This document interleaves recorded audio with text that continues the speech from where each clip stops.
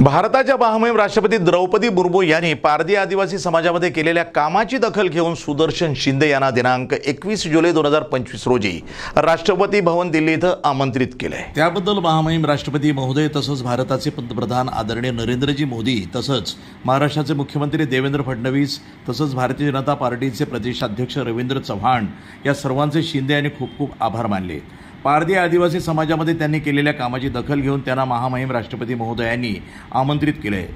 या सर्वांनी मला दिलेल्या संधीचं नक्कीच मी पारधी आदिवासी समाजासाठी आणखीन जोमानं काम करून समाज हिताचा प्रश्न मांडून संधीचं सोनं करेन असं म्हणत परत खूप खूप धन्यवाद, खूप खूप आभार असे सुदर्शन शिंदे बोलताना म्हणाले।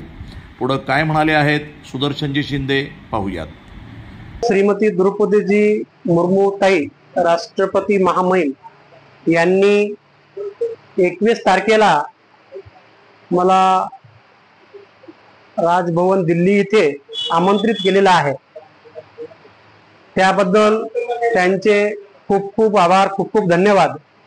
मी जे काही गेल्या 20 ते 25 वर्षामध्ये पारधी आदिवासी समाजासाठी शेवटच्या घटकापर्यंत तळागाळातील समाजातील व्यक्तींना न्याय मिळवून देण्यासाठी काम केलं, त्याचीच पावती म्हणून माननीय मला राष्ट्रपती महोदय यांनी 21 तारखेला आमंत्रित केलेला आहे। तसेच देशाचे यशस्वी पंतप्रधान आदरणीय नरेंद्रजी मोदी साहेब, महाराष्ट्राचे मुख्यमंत्री देवेंद्रजी फडणवीस साहेब आणि भारतीय जनता पार्टीचे नवनिर्वाचित प्रदेश अध्यक्ष रवींद्रजी चव्हाण साहेब या सर्वांच्याच प्रयत्नाने आज मला ही संधी मिळालेली आहे। त्याबद्दल त्यांचे खूप खूप धन्यवाद, खूप खूप आभार। मला मेल सुद्धा प्राप्त झालेला आहे आणि त्यांच्या डिपार्टमेंटकडून मला फोन कॉलद्वारे देखील ही माहिती मिळालेली आहे। 21 तारखे रोजी राष्ट्रपती भवन इथे मला साधारणतः 12 पासून ते 2 वाजेपर्यंत असा 2 तासाच्या कालावधीमध्ये मला तिथे त्यांनी वेळ दिलेली आहे। आणि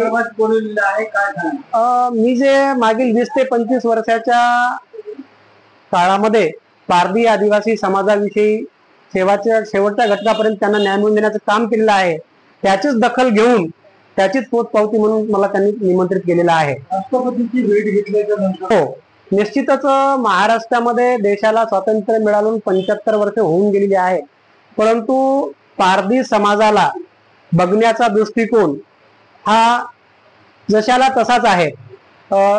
साधारण पारधी समाज राज्यामध्ये देशामध्ये जगत असताना एक गुन्हेगारी प्रवृत्तीचा म्हणून त्याच्याकडे बघण्याचा दृष्टिकोन आहे, परंतु देशाला स्वातंत्र्य मिळून 75 वर्ष झाली, तो काळ आता उलटलेला आहे। त्यांना देखील या देशामध्ये भारताचे नागरिक म्हणून त्यांना जगण्याचा अधिकार आहे। पारधी समाज हा मुख्य प्रवाहामध्ये आणण्यासाठी किंवा त्यांच्या पोटाची कळगी भरण्यासाठी, तो त्यांचा उदरनिर्वाह करण्यासाठी गायरान जमीन वन जमिनीवरती अतिक्रमण करून तो आपला उदरनिर्वाह करत असतात। त्याचप्रमाणे त्या ज्या जागेवरती जमिनीवरती राहतात त्यांना घरकुल तर शासनाकडून मंजूर होतात, परंतु त्यांच्याकडे नमुना नंबर आणि हक्क प्रमाणपत्र नसल्यामुळे ते घरकुल त्यांना तिथे बांधकाम करता येत नाही। ही एक महत्वाची ती अडचण आहे। त्यामुळे निश्चितच माननीय राष्ट्रपती महोदय यांना विनंती करणार आहे की विविध शासन निर्णय आहेत, त्या शासन निर्णयाच्या माध्यमातून ते जिथे गायरान जमिनीवरती राहत असतील, वन जमिनीवरती राहत असतील, ती जमीन नियमाकुल अतिक्रमण नियमाकुल करून त्यांनाच त्या ठिकाणी ते घरकुल बांधून देण्यात यावे अशी त्यांना निश्चितच विनंती करणार आहे।